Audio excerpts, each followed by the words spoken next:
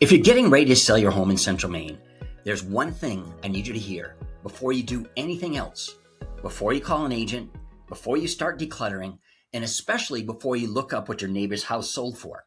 The single biggest mistake I see sellers make is pricing their home based on the wrong information. And what makes it so damaging is that most sellers don't even realize they've done it until the momentum is already gone and the damage is already done. I'm Jeff Joliker with Surrett Real Estate. I've been guiding families through some of the most complex, high-stakes real estate decisions in Central Maine for years. And before that, I spent my career as a fourth grade teacher, which means I learned a long time ago that the most important thing I can do for someone isn't to sell them something. It's to make sure they truly understand what's happening so they can make a confident, protected decision. Today, I'm going to walk you through how to price your home strategically and how a solid pre-listing game plan sets you up to maximize your return and protect you from the surprises that blow up deals right when you least expect it. These two things, pricing and preparation, are the foundation of everything. Get them right, and everything else gets easier. Get them wrong, and no amount of marketing can fix it. Let's get into it. I work with sellers all across Central Maine, in-town neighborhoods, rural properties, lakefront camps, you name it. And the clients I work with are often dealing with something bigger than just a home sale. They're in transition. Maybe the kids have grown and the house is too big. Maybe the stairs are getting harder and one level living is calling your name. Maybe your family has grown and you're tripping over each other. Or maybe you just know the current house isn't working anymore. And the idea of trying to sell and find a new place at the same time in this market feels completely overwhelming. That feeling is real. And it's exactly what I help people navigate. The sellers who walk away from a closing feeling great about their outcome almost always did two things right from day one. They priced strategically and they had a plan. The ones who leave money on the table, or worse, sit on the market for months and eventually sell for less than they would have in a week, they skipped one or both of those steps. So let's talk about why that happens and exactly how to avoid it. Every seller wants to walk away with the most money possible. That's obvious, but most sellers underestimate the fact that your initial asking price determines everything that follows. Here's what I tell every client. Exposure and price are the two main factors in selling your home. You can have great photos, a well thought out description, and a motivated agent, but if the price is wrong, none of it matters. Today's buyers are well informed. They've been watching the market. They know what sold last month, and they absolutely know what's been sitting. The moment your home hits Zillow and the MLS, they're comparing it instantly to everything available. If the price doesn't make sense to them, they scroll right past. And here's the part that I need you to really hear. The first 2 weeks on the market are everything. When your home goes live, you get a surge of attention from buyers who've been waiting for something like your home. That window, those first 10 to 14 days, is when you have the most leverage, the most buyer competition, the best shot at multiple offers and a strong price. Overprice it and you kill that momentum. Showings slow down, days on the market start to climb, and then the questions start. What's wrong with it? Buyers come in with low offers because they assume you're desperate. And here's the irony that I see play out over and over. Sellers who try to leave room to negotiate by pricing high often end up selling for less than the sellers would have if they priced it right from day one. That's not my opinion. That's what the data. So what does bad pricing actually look like? Let me walk you through the three most common versions I see. The first one, pricing based on what you need. We need to net $280,000 to cover the mortgage and the move. I hear this all the time and I understand it completely. That number matters to you. But unfortunately, the market doesn't care what you need. Buyers aren't looking at your mortgage statement. They're comparing your home to every other option in front of them. If the market says your home is worth $250,000, pricing it at $285,000 because of what you need doesn't create value, it creates friction. The second one, pricing based on what the neighbor got. This one feels logical. Your neighbor sold 6 months ago for $320,000. Your home is about the same size, so $320,000 makes sense, right? Maybe, but did they have a newer roof? How about that expensive back deck and the fireplace they had? What season did they sell in? And has the market shifted since then? One comparable sale without context is a data point. It's not a pricing strategy. The third one, pricing based on Zillow. Look, Zillow is useful for general awareness, but its algorithm doesn't know that your basement has moisture issues. It doesn't know you have a 600-foot drilled well with excellent water pressure, or that high-speed internet availability just came to your area. I've seen Zestimates be $40,000 high and $40,000 low on the same street in Central Maine. The algorithm doesn't understand micromarkets the way a local experienced agent does. So if we're not pricing based on what we need or the neighbor's sale or Zillow, what do? We build a pricing strategy from 4 data layers, and I wanted to walk you through each one because this is where experience really matters. Layer 1, recent comparable sales. This is the foundation. We look at homes that have sold in the last 3 to 6 months, similar size, condition, location, and features. These are the most objective signals the market gives us. But in Central Maine, comparable is complicated. A 3-bedroom ranch in Oakland is a different market than a one on a camp road in Rome. A home on public sewer in Waterville is priced differently than a similar home on a septic system outside of town with more land. We adjust for it all.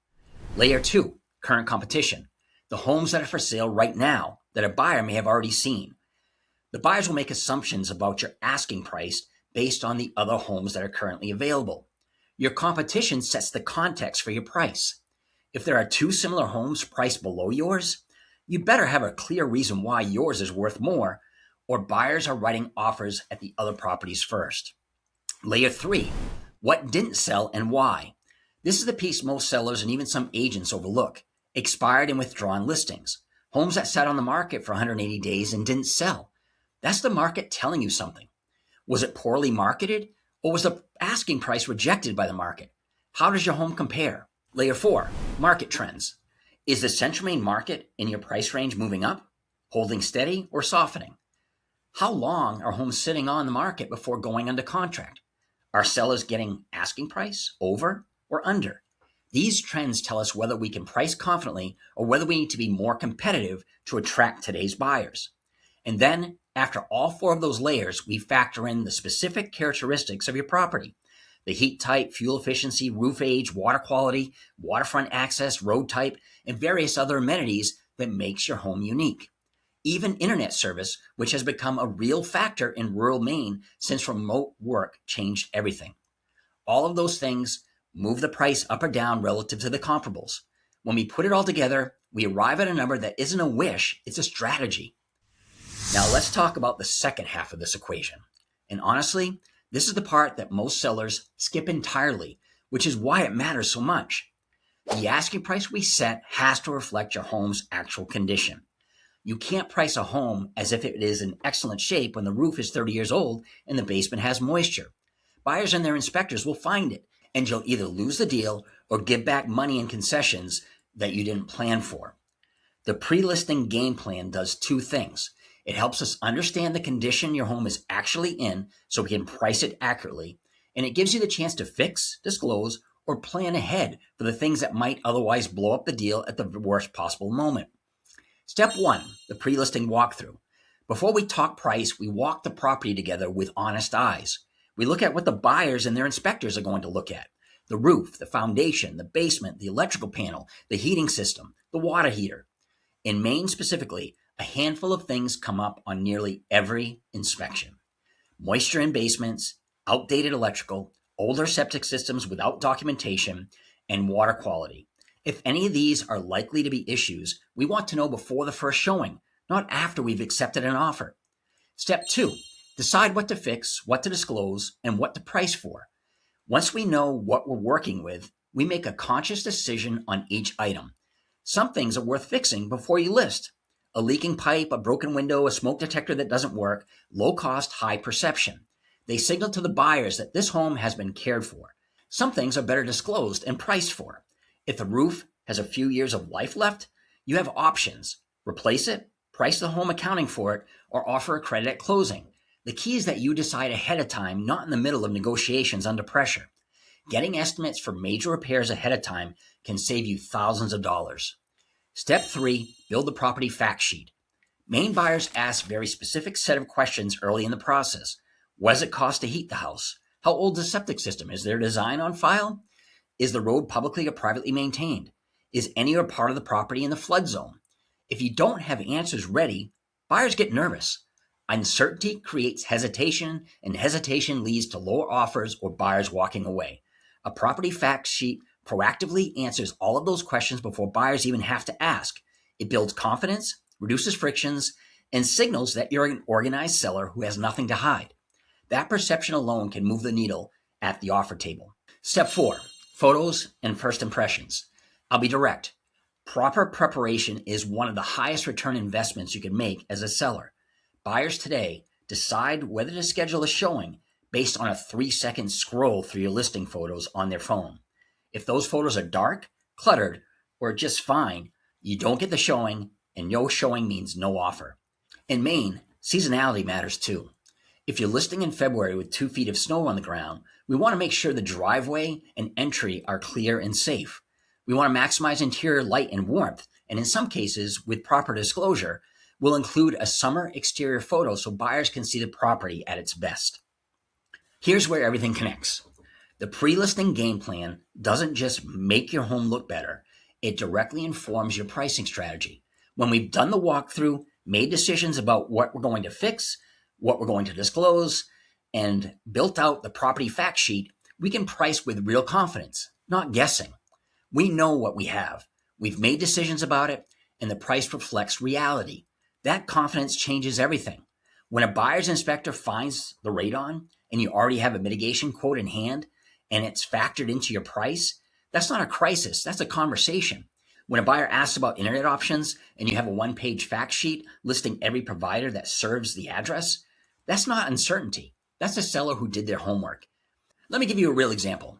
I worked with a seller in the Vassalboro area, a nice 3-bedroom cottage, private lot, sunrise views. They came to me wanting to list between $450,000 and $475,000 based on what the neighbor had sold for a few months prior. When we pulled the current data, the picture was more nuanced. The market had softened slightly. There were 2 competing properties that had been sitting for over 60 days that were priced in the low to mid 400s. My client's cottage had been winterized. There was evidence of a lot of rodent activity, and the septic system was older. None of these issues were deal killers, but they mattered. We addressed the most obvious issue with a simple fix, a thorough cleaning, and we priced accordingly at $415,000. The sellers weren't thrilled with that number at first, but they trusted the process. Within 2 weeks, we accepted an offer at $440,000. Strong financing, clean terms, a timeline that worked perfectly, and we were able to get through the septic age and the winterization. Would they have done better at $475,000? Almost certainly not. At that price, with that competition, they likely would have sat for 45 to 60 days, reduced once or twice, and eventually settled for closer to $400,000, with a tired listing and a buyer who had all the leverage. Pricing strategically from day one, backed by real data and an honest assessment of the property, is what got them the outcome they actually wanted. If you're thinking about selling your home in Central Maine, whether that's this spring, later this year, or you're just starting to wonder if now is the right time, the best thing you can do is start with a real conversation, not an estimate, not a guess based on your neighbor's sale from a year ago. A real conversation with real data about what your home is worth in today's market and what a smart game plan actually looks like for your specific situation. That's exactly what I offer, a no-pressure pre-listing consultation where we walk through your home, look at the current market data together, and map out what preparation and pricing could realistically look like for you. No obligation, just honest information so you can make a confident decision. I know the idea of timing a sale and a purchase at the same time can feel overwhelming. I've helped over 100 Central Maine families navigate that exact situation. So if that's where you are, I want you to know there's a process for it, and you don't have to figure it out alone. The link to reach me is in the description. You can also call or text me directly. If this video was helpful, a thumbs up goes a long way. It helps more Central Maine sellers find this information when they need it most. And if you have a question about your specific situation, drop it in the comments. I read every one. Thanks for watching.